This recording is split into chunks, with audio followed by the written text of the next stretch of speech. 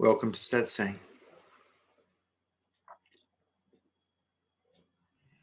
Hello, Vishrant. Can you please speak about the question, why are humans great escape artists?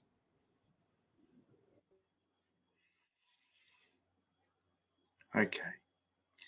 So we're primarily programmed to avoid pain and to chase pleasure. This is just part of our programming for survival.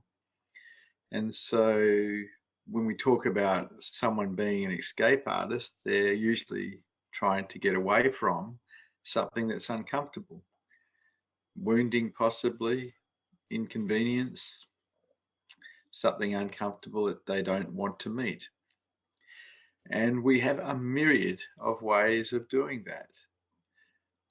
We look at the gross ways of alcoholism, drug taking, cigarette smoking, video games, pornography, workaholism, duaholism, gluttony. There's so many ways that we can remove ourselves from feeling unpleasant feelings, and in so doing so, keep ourselves at the same state of consciousness.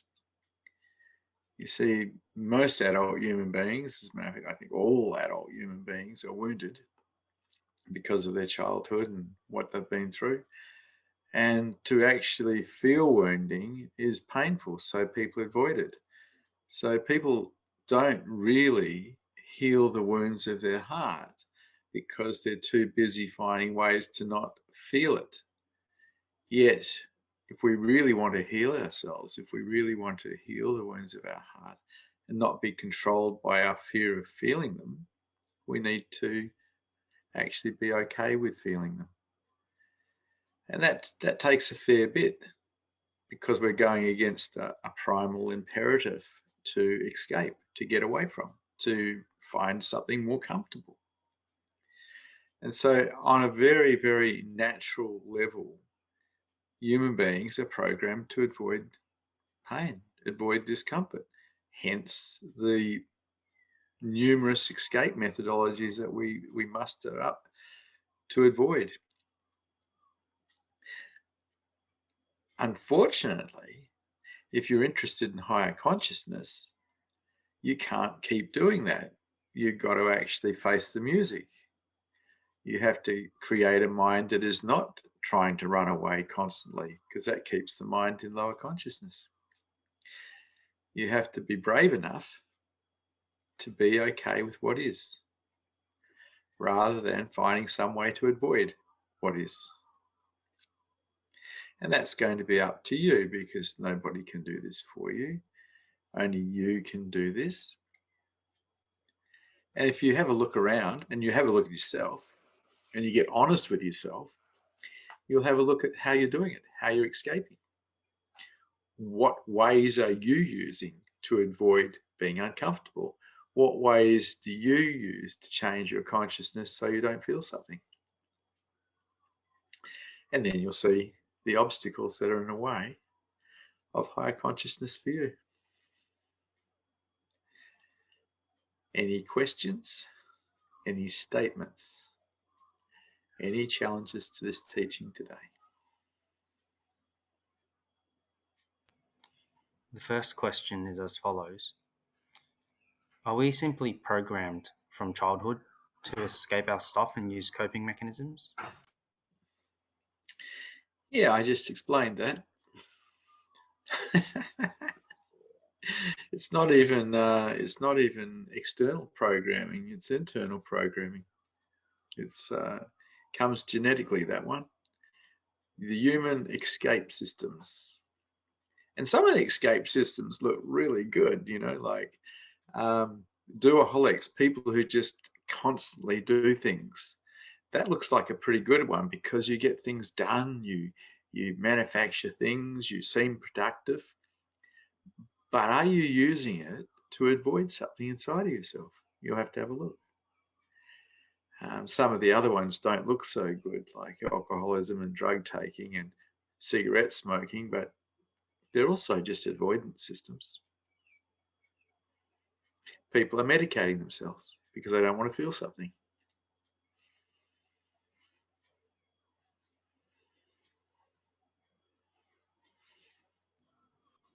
Can there be any value in not feeling your emotions, such as calmness and clarity? Well, we all live in the marketplace. How are you going to not feel your emotions? How are you not going to get them triggered? We're dealing with other human beings. We're dealing with letdowns. We're dealing with failures. We're dealing with trouble a lot of the time. How are you not going to get triggered? You're going to get triggered. If you're alive, you're going to get triggered. If you're in a relationship, you're going to get triggered. It's just how it is.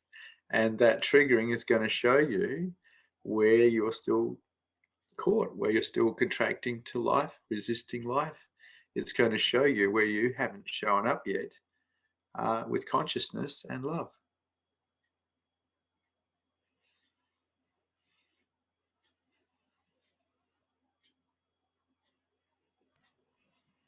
What actually makes someone willing to face their repressed emotions and wounding? I can only really talk about my own experience here.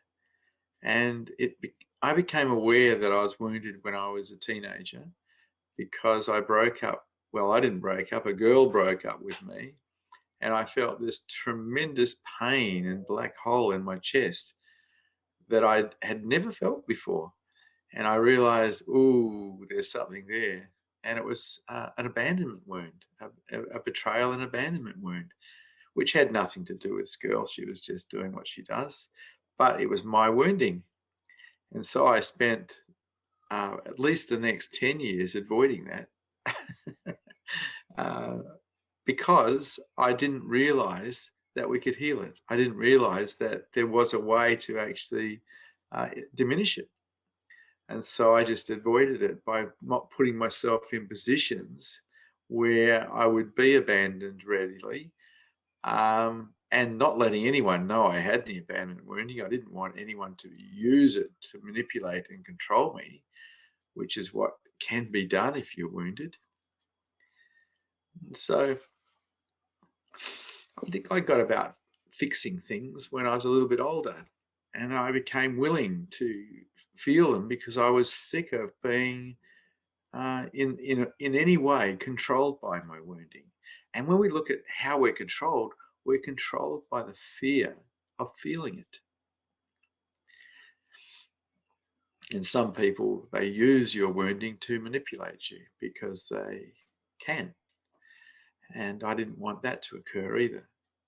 And so I had a good look at my wounding and I decided, no, I'm going to do something about this. And I became willing to feel it.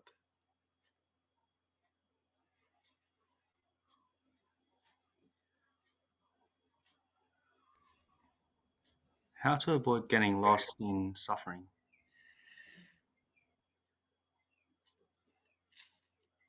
Well, you've got to have a look at what suffering is. Every human being experiences pain, but pain is not suffering. Pain is pain. Suffering is when we resist pain or we resist dis- uh, an uncomfortable position, discomfort. Suffering happens as a result of resistance. And so ultimately, we probably can't stop pain happening so readily, but we can definitely stop suffering because we don't have to resist life. We can accept life, we can accept pain as it is. We are responsible totally for our resistance. Without resistance, there is no suffering. There might be pain, but there's no suffering. And so when I see people suffering, putting a lot of resistance into life, I know that they're creating that for themselves, including, and that's how I saw myself. If I was resisting life, I saw that I was creating suffering. And there's no need for it.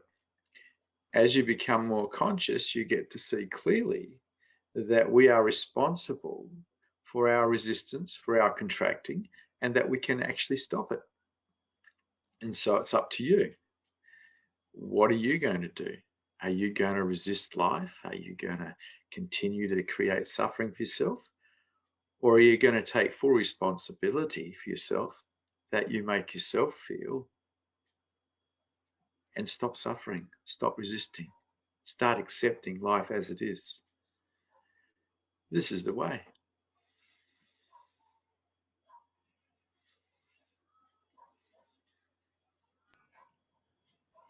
Next, Susha has a question. Hello, Susha. Hi, Vishrant. How are you Vishrant, today? I'm doing good. Thank you. Mm. Vishrant, I learned to meditate very early in life, and I feel like I have used that to escape. I have also been a workaholic, but I have also used meditation or going to the space to escape. Can you talk a little more about that, please?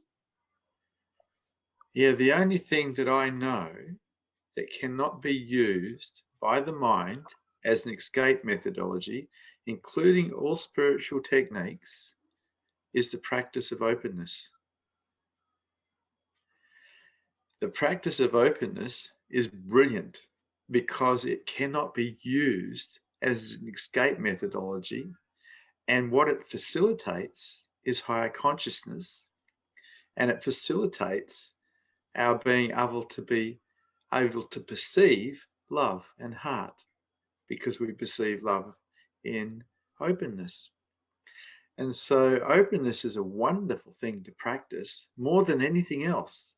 How open can you be, particularly when things aren't going your way? How open can you be? Just this one practice, which nobody needs to ever know you're practicing, will take you to higher consciousness, because in practicing openness, you get to see all of the belief systems that create contraction in you when the expectation of them is not met. Then you have the opportunity to undo those belief systems so you no longer contract, no longer resist. Up to you.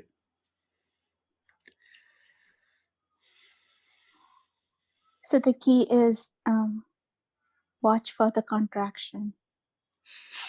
Yeah, well, that's And yep. It's an arrow pointing back to where you haven't shown up inside of yourself with consciousness. People who take offense, people who contract constantly to the world, are operating out of lower consciousness. Otherwise, they wouldn't be doing that. As your consciousness levels rise, you don't get caught in reacting in a resistant way because you're not into your own suffering. yes, thank you. Okay. Thank you very much. Thank you, Susha. Thank you.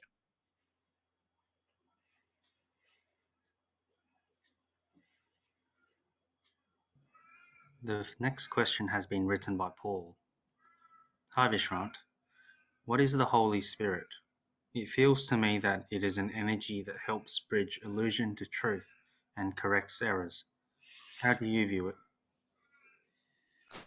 Yeah, unfortunately, when we start talking in terms of Holy Spirit or God or love, there's so many different layers of understanding on those words. And those words have been so polluted over thousands of years, it makes it difficult to get anyone to have the same opinion about any of it. So I don't like to talk in terms of the Holy Spirit, but I will talk in terms of awareness being aware of itself. And when awareness is aware of itself, that's aware of the mind becomes aware of itself. There is a knowing of self as everything. There is a knowing of self in an omnipotent way. And we talk about holy. Well, in that, there is no separation.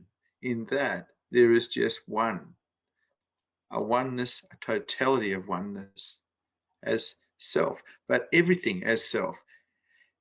And this is where people seem to miss the boat. They don't recognize that the I is imagined. You take away your imagination and the I doesn't exist. So if you take away the I, which is only an imagined thing, what's actually here.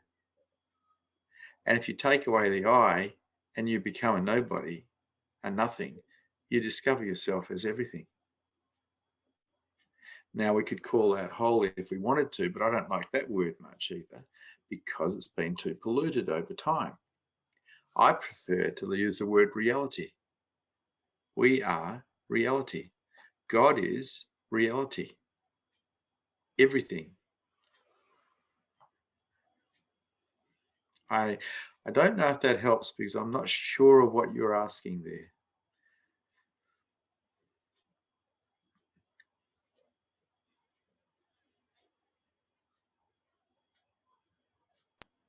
Next, we have a question from Abai. Hello, Abai. Hi, Vishrant.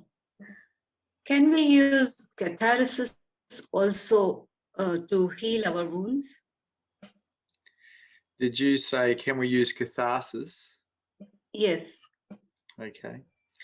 Well, it depends a great deal. I mean, having a good dance or having a jump in the ocean or doing anything physically can let energy off that's been trapped in the body. But when we start talking in terms of catharsis, there needs to be an understanding that if we want to rewound ourselves, all we've got to do is run victim-orientated stories, and that will rewound us. So catharting and at the same time running a story in the mind about how unjust things have been or how unfair things have been to us or whatever it is we're resisting can create more wounding. So there's a bit of a trap there that you need to be aware of. There's nothing wrong with letting everything out, but it's not such a good idea to top it up again by recreating the trauma or whatever it is that's created it in the first place in your mind and rerunning it, because that's the way you top your wounding up. So be careful. Yes, that is very clear understanding about catharsis. It's not smashing things like Yeah, people usually do. You don't smash things? Oh. That's what people mean when they say catharsis. Your explanation is very clear and makes more sense to me. Thank you. Yeah. Thank Thank you. you, Abai.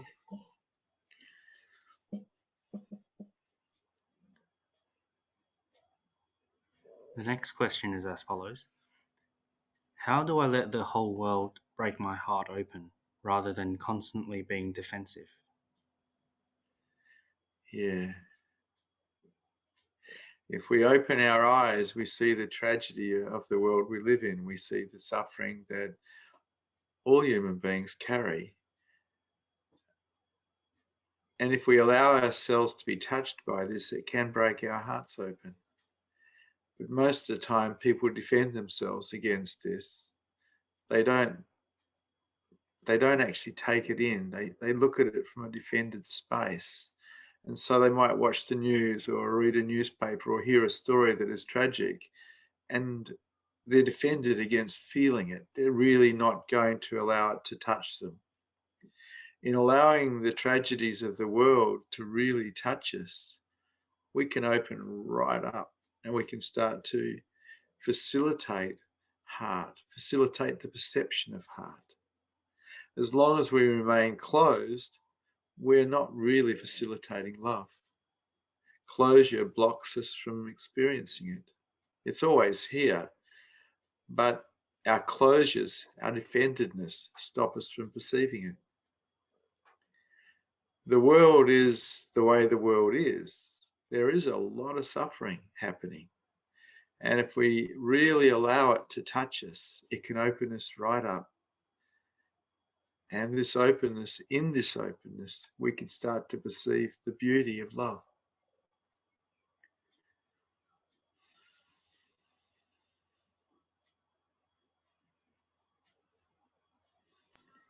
The following question has been written by Vinita. Hi Vishrant. What does one need to do to undo abandonment wounding? Is there anything other than facing it willingly and undoing beliefs? Okay. So abandonment wounding can start very, very young. A baby might be taken away from its mother at birth and put into another room. That could create a form of abandonment wounding. Or we could get taken to kindergarten or put into a daycare when we're very little and feel like our mum's abandoning us, leaving us in a strange place with strange people. And so abandonment wounding can start at a very, very young age. And it feels really awful because abandonment wounding has the feeling of death in it. And it also touches us because it makes us feel that somehow we're not worthwhile. We're being thrown away. We're being rejected. And this creates low self-worth in us. And it is hard to heal. It's not just about feeling it, though. Feeling or allowing yourself to feel wounding heals it. But with this type of wounding, there needs to be an understanding in the mind of how it was produced and having a look for if there's anything inside ourselves regarding low self-worth that we're not accepting in ourselves. Are we in total acceptance of ourselves, or are we holding ourselves in contempt and creating more low self-worth? And so it comes down to having a look at the mind, witnessing the mind, and in a way, finding those things that we don't accept about ourselves and finding a warm okayness for them. And that takes a fair bit of doing. It's up to you. You're the only one that can heal low self-worth, abandonment wounding in you. It's up to you.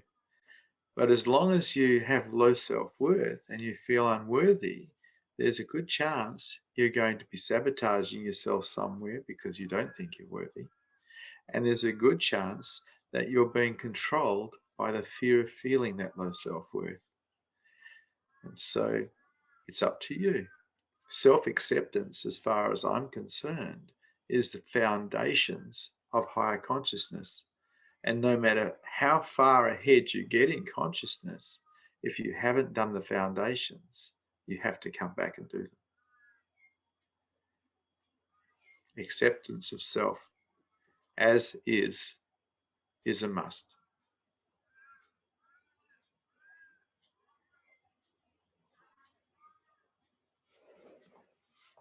The next question has been written by Nick. I tend to escape through entertainment. Is it possible to still enjoy watching TV or comedy without using it as an escape? And if yes, how? Well, I have no problems with television or comedy. I love comedy, and I actually enjoy movies and series, documentaries. But there's a difference between enjoying them and using them as an escape methodology. A person can bury themselves in entertainment and avoid everything. And in a lot of ways, play life be out of it. People do this with gaming. They get involved in gaming and they avoid everything. And they think they're living, but they're just living in a game. They're living in an imaginary game. And the same goes for watching movies. It can definitely be used as an escape, but it doesn't necessarily have to. I mean, there's nothing wrong with having entertainment. There's nothing wrong with comedy. For that matter, there's nothing wrong with games. But why do we use them? What are we trying to do? What are we actually truly up to? Are we trying to avoid? Or are we willing to face whatever it is inside ourselves with a warm okayness? You'll have to have a look and see for yourself. It's up to you. You're creating your reality with the way you think, with the way you act. And so it's not black and white, this one. Have a look and see for yourself. See what you're up to.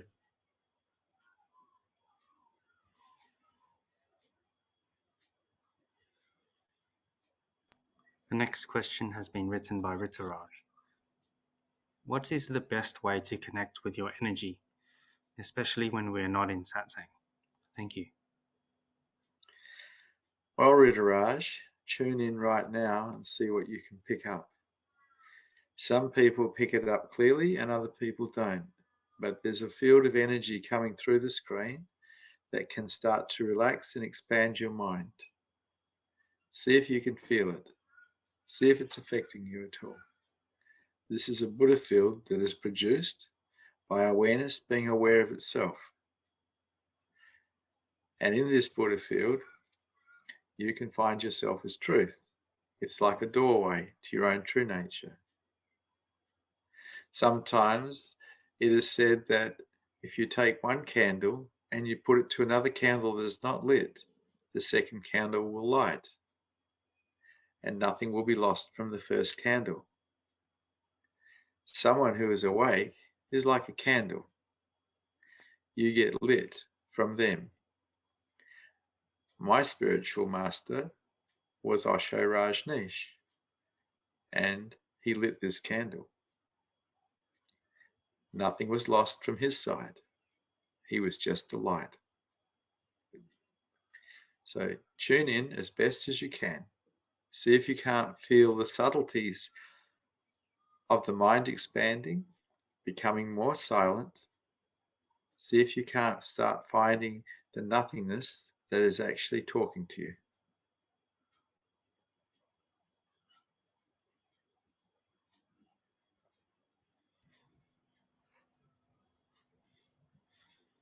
The next question has been written by Manasa. How do I explain to my mother what a futile exercise it is to compare the past with the present and complain? I've attempted several times, but she suffers this thinking. Yeah, so does my mother. I only teach people who ask to be my students. And even then, quite often they don't look where I'm pointing. They want to bite my fingers. Trying to teach people who don't want to know or who are unwilling, in my understanding, is pretty futile. You just have to accept your mother as she is.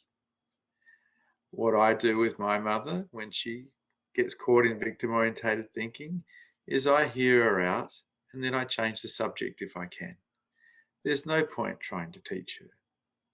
She's way too old and she won't listen anyway. So I just accept her as she is and love her.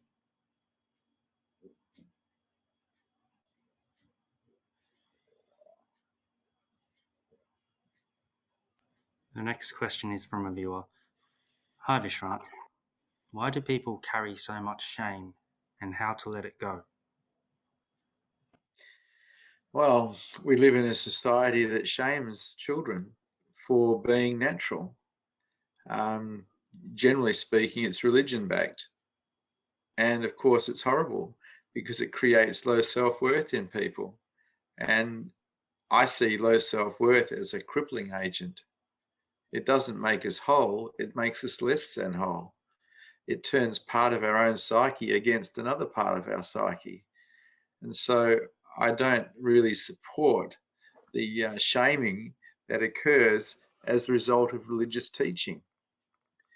But how to deal with it is you have to find a way to like yourself. You have to find a way to accept yourself as you are, not how you could be or should be, but exactly as you are.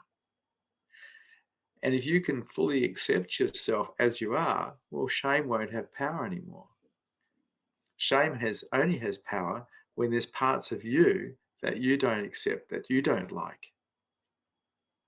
So it comes back to self-acceptance.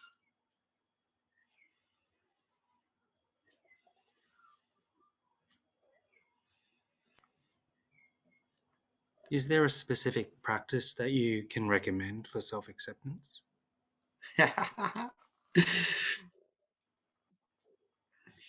Hmm.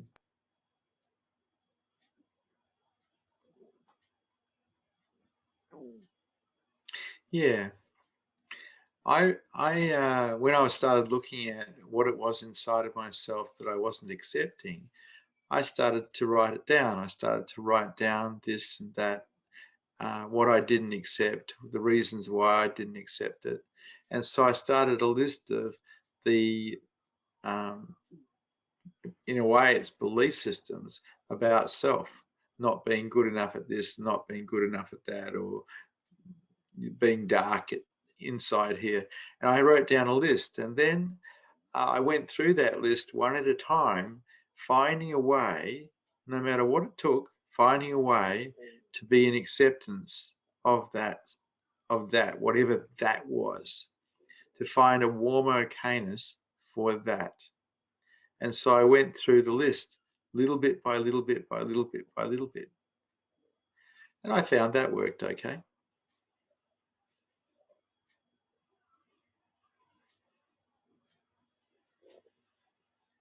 Next, Kalimba would like to ask a question.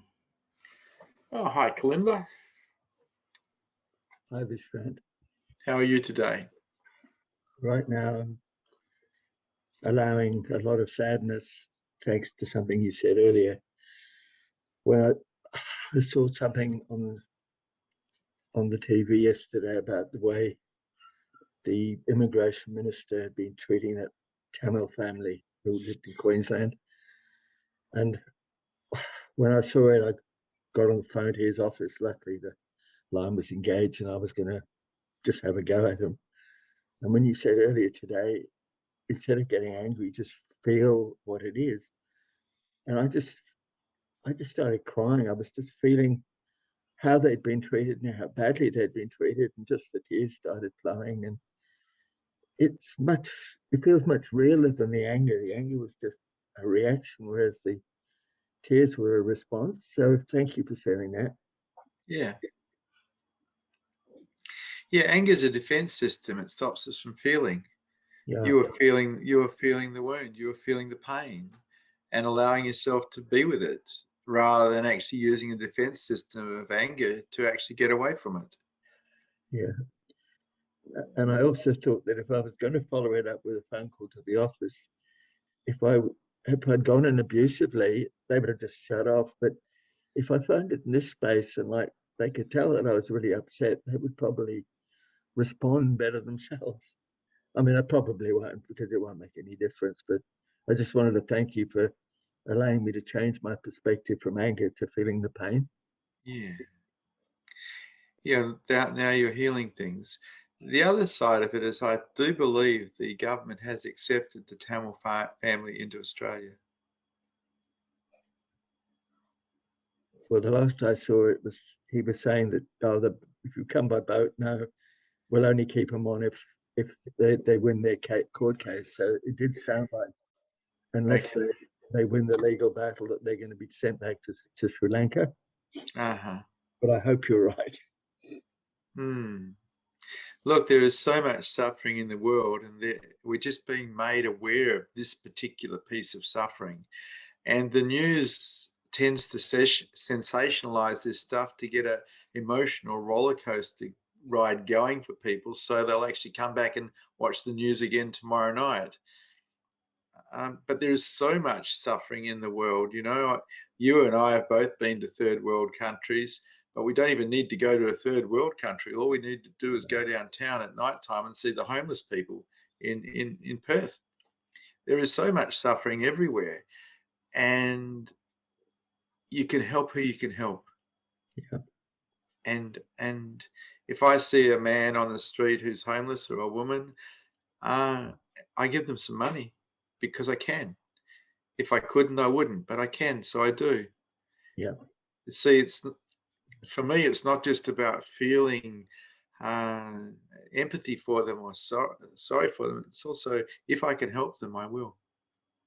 Yeah, I can relate to that. Thank you, Vish. Thank you.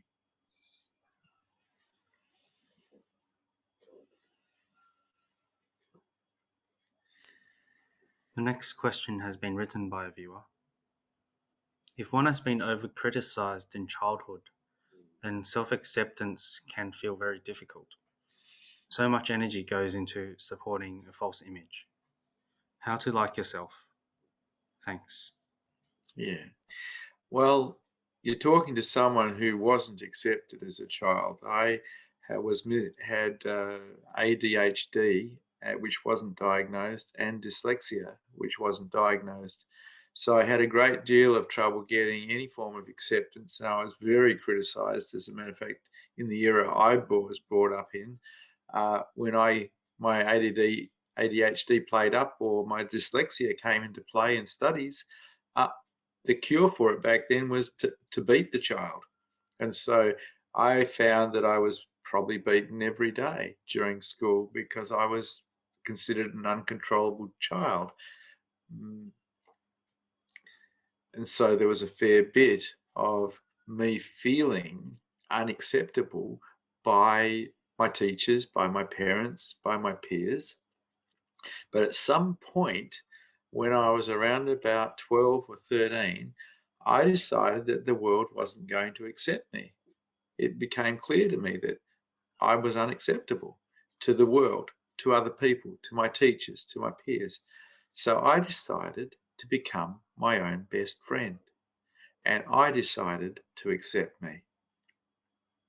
I decided to find all the parts of me that were unacceptable to the world and make them okay. And I did. And so I got over this extreme criticism through practicing loving or caring or being my own best friend to myself. And this is the way. You find a way, no matter what it takes, to accept every part of you with a warm okayness. Give yourself no choice whatsoever. Make it so.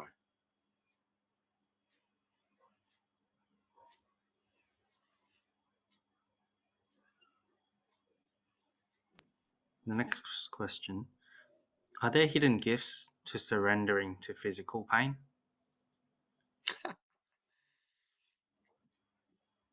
Well, every human being suffers pain, sooner or later or sometime. What we do with that is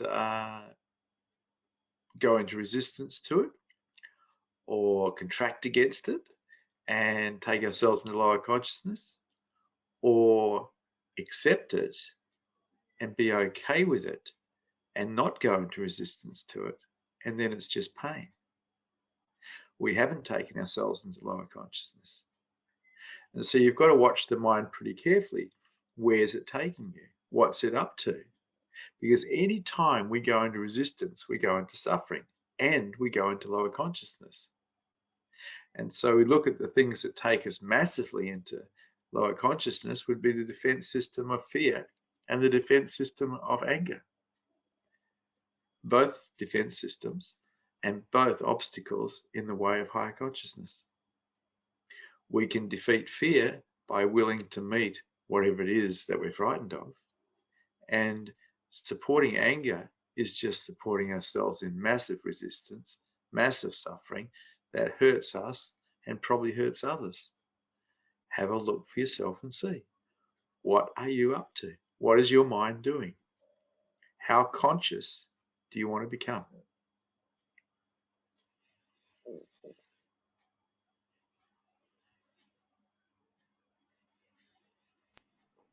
Is it possible for me to remove the defensive raft of using humour that stops me from being vulnerable and sensitive to others? Well, Tosh, I know this is what you use, so I don't know if it's going to be possible.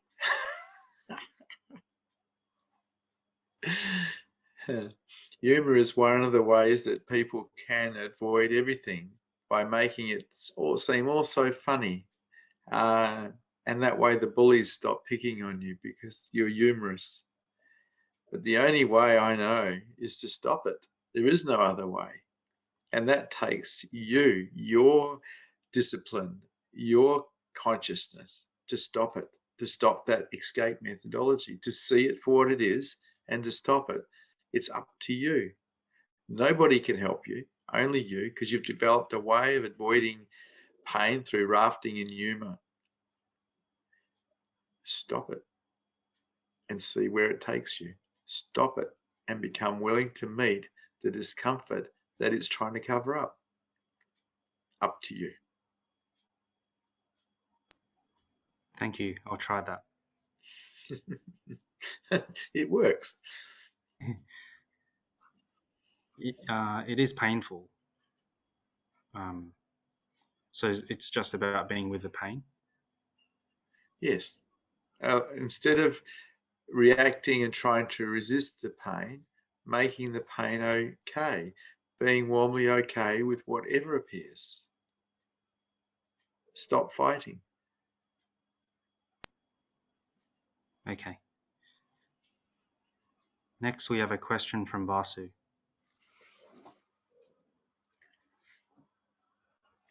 Hello, Vasu. Hello, Vishrant. How are you? You know, I don't change much. I'm lovely. Can you hear? Yeah, I can hear Oh, you. okay, okay. Yeah, perfect. So, recently I was walking at a forest, and it was like about total nighttime, total darkness, and that definitely required, openness, acceptance. And there were moments where I was afraid for my life because I could hear some animals both side, because there's a lot of dense trees on the both sides of that forest. And at nighttime, of course, it's scary for sure. Um, and now, if you look at humanity, we're very blessed to have walls around us, right? We have AC, we have heaters, and animals don't have that kind of facility. They can be eaten anytime, and you have that safety with these walls. Now, is if sorry, acceptance or openness in these four walls, is that in a way a hindrance because of this human advancement, or is that just my projection of my mind?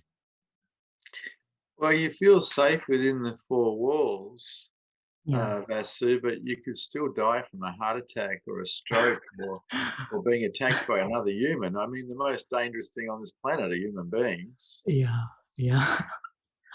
The story that you told about being in the forest reminded me a great deal of when I used to be a diver. I used to dive underwater in water where there was a lot of sharks, and Yeah. there was Yeah.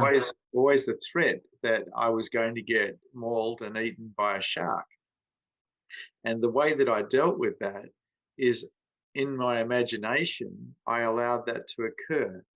In other words, instead of resisting it, I Yes. allowed it to be so in my imagination. In other words, I allowed myself to die. Yeah. And Exactly. in allowing myself to die, the fear dissipated because I wasn't Correct. resisting what I was frightened of anymore. Yeah.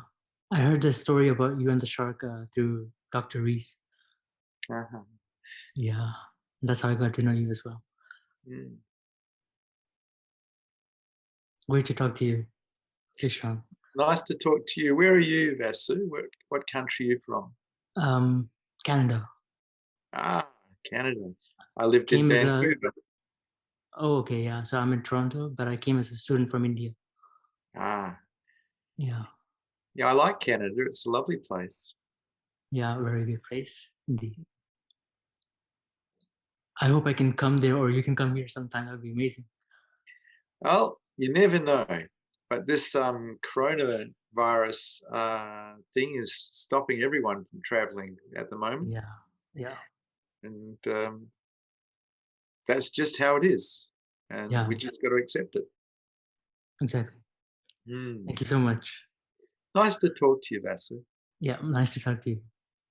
Thank you.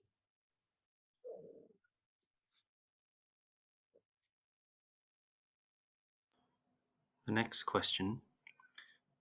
Do the tragedies of the world touch you in the same way now as they did before your awakening? No. I feel them, but I don't experience an emotional reaction. I have my eyes open, so I'm not blinded to what's there. I see the tragedy, I see the suffering, but I accept that this is the way the world is. I'm not living in a state of non-acceptance. I'm living in a state of acceptance. And this is simply what is. This is the world we live in. To be in non-acceptance of it, to be in resistance to it, would be to create suffering in myself. And the world already has enough of that. It doesn't need any more. So I accept the world as it is.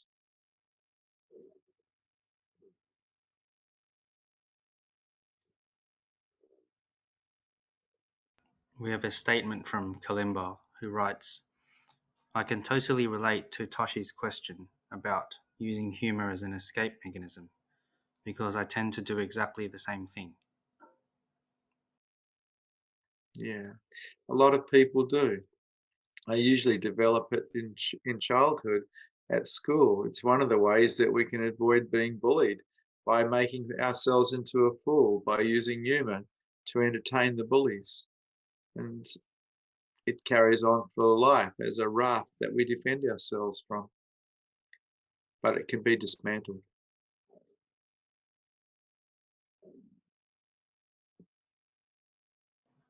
The next question, what is the importance of healing wounding if we are trying to go beyond the mind? The problem with wounding is, if we're in the world, if we're in the marketplace, and we're carrying a lot of wounding, or even a little bit of wounding, when that wounding's touched, the mind is going to contract against it. It's going to go into resistance to feeling it. And if awareness is on itself, there is a very good chance it'll leave itself and come back to the contracting mind. A mind that supports enlightenment is a mind that is equanimous, a mind that is actually pretty much flatlined, not a mind that is contracting against the world. If the mind is contracting against the world, awareness that even may be on itself in Satori will come back to the mind, because the mind itself is not supporting what has been found, is not supporting enlightenment. And so it is important that we actually heal the wounds of our heart. It is important that we learn to not contract to anything. It is important that we find a way to accept life and whatever's inside ourselves as it is, rather than constantly react to what is, which is a form of unconsciousness anyway. It's not higher consciousness to go into resistance to life. We need to create a mind that will support what is found. Self-inquiry can show us our true nature.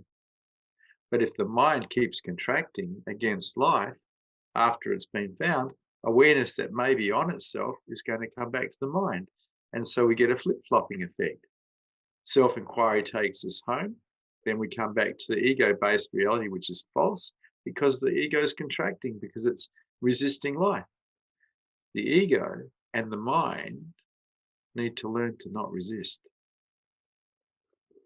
And healing the wounds of the heart is important in that aspect. So we don't have to contract against the pain. But we can still be wounded and wake up. I'm not saying we can't be. As long as we're not going into contraction against the wounding when we feel it. As long as we're staying equanimous in the mind. And this is how the mind supports enlightenment, by not reacting, by not going into contraction, by not going into massive resistance, but staying even.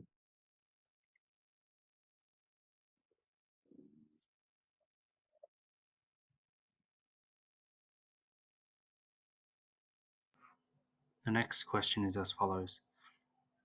Can escape artists be successful in life, or do you think it will eventually make you self-sabotage? I'm sure that escape artists can be successful in life.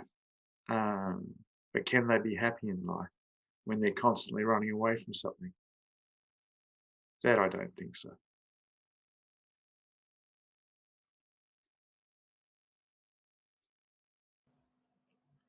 Next, Kavita would like to ask a question. Hello, Kavita. Hi, Vishrants. Hello.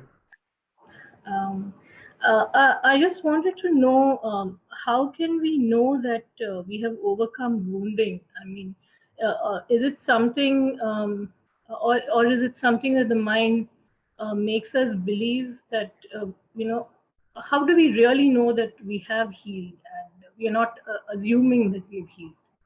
Yeah, okay. So if we have a lot of abandonment wounding, for instance sake, and someone abandons us or rejects us, we're going to feel a load of wounding. Vita, you've got your speaker up too loud. I think it's feeding back through my system. Uh, Can you turn whatever you're doing down? should I mute it? That would probably be best at the moment. Oh, I'll mute it. Yeah. Thank you, Kavita. So if we're wounded, if we're carrying wounding and someone abandons us and we have abandonment wounding, it's going to touch that wounding and it's going to feel quite large. Now, if someone abandons us and we don't have that wounding, we're not going to feel much. We might feel a touch, but we're not going to feel that huge amount that is there. We're not going to go into drama over it. And so if we're wounded, we're going to notice we're wounded because things are going to touch us and the load that we feel is going to be quite great.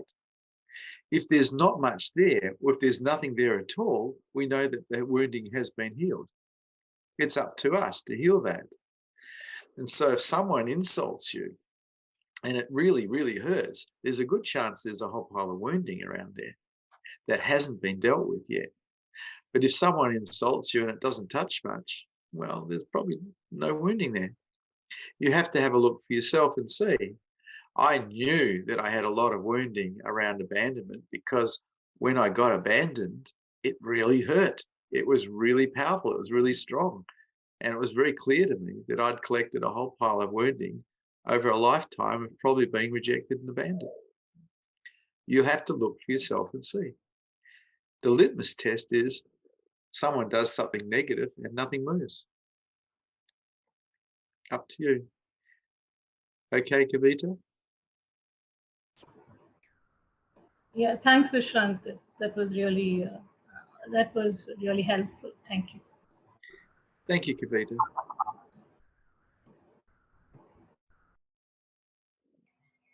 Next, Kalimba would like to ask a question. Hello, Kalimba. Hi, Vishrant.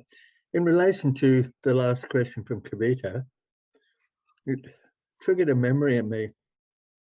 A few years ago, I went and spent a month or so with a lady called Diane Horton, who was one of Paul Lowe's followers, and she had a community in Rosebank. And she said exactly the same thing as you did in one of the sessions. She said, if somebody insults you or are rude to you, if you contract and feel it, then there's some truth in it. If it's complete bullshit, you go straight over your head and you don't have any reaction to it. So what you said was a complete vindication of what she said back then too. Not necessarily. If you're wounded, you might contract over it, even if it is bull dust.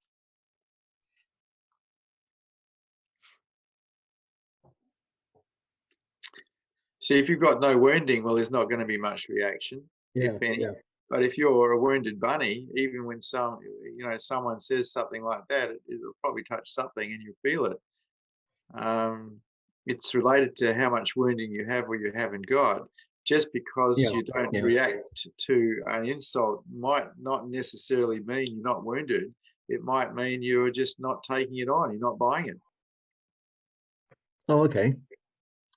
Well, it's a similar philosophy, but not as accurate as yours, shall we say? It's interesting. Diane Horton's teacher was Paul Lowe. Paul Lowe was my teacher too. Yeah, that's right. Thanks for that. Nice to talk to you, Kalimba.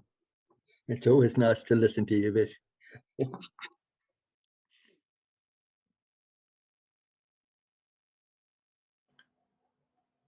How to still have wounding and not contract? Is it something to do with the type or amount of wounding that's left in us, or a mind that doesn't react anymore? Yeah, it's a mind that is conscious enough to respond instead of react. And so something can touch, someone does something that's offensive or in some way challenges this wounding. If there isn't a reaction and a response, instead, it means your consciousness levels are quite high. Reaction happens in lower consciousness. People react and go into anger unconsciously. That's an unconscious act. In consciousness, in higher consciousness, there isn't a reaction, but there may be a response. And so higher consciousness really does rule. Lower consciousness basically is just dream. Higher consciousness is you see everything that's going on. You don't miss anything. And higher consciousness rules.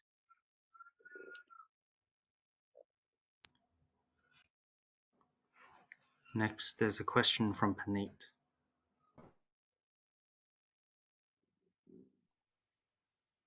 Hello. Hello, Paneet. Hi, Vishrant.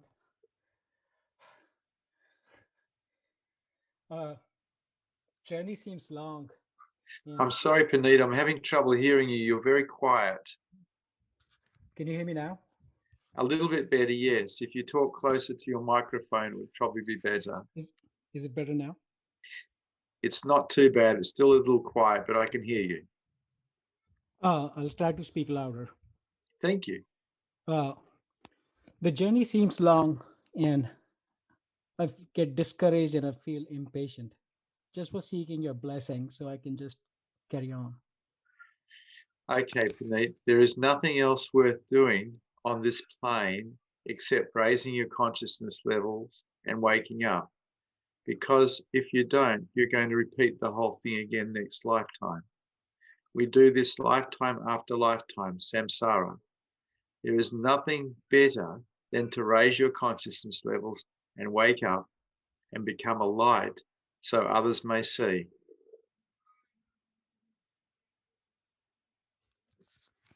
Thank you. Thank you for your words. Thank you, Puneet.